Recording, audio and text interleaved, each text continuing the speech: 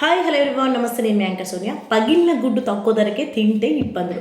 పగిలిన గుడ్డును చాలామంది తక్కువ ధరకు విక్రయించడం తెలిసిందే. కానీ పగిలిన గుడ్డుతో కేవలం వాసన వస్తేనే కాదు, అది తినకుండా ఉండటమే మంచిది. అలాంటి గుడ్డులో విషపూరిత బ్యాక్టీరియా వేగంగా పెరుగుతుందట.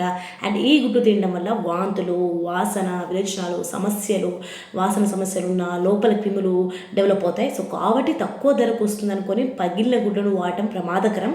తాజా సురక్షితమైన గుడ్లను మాత్రమే ఎంచుకోవాలని వైద్యులు సూచిస్తున్నారు.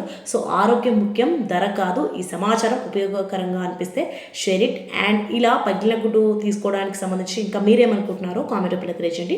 మరిన్ని అప్డేట్స్ కోసం మన ఛానల్ని సబ్స్క్రైబ్ చేసుకోండి. ఇప్పుడే సబ్స్క్రైబ్ మర్చిపోకండి. Please follow my Insta, Facebook, YouTube. Thank you all. And anchor Sonia official YouTube ఛానల్ని సబ్స్క్రైబ్ చేసుకోవాలంటే ఇప్పుడే సబ్స్క్రైబ్ చేసుకోండి. Please like, share, subscribe now. And please like, share and subscribe now. Follow my Insta, Facebook, YouTube. Thank you all. ధన్యవాదాలు.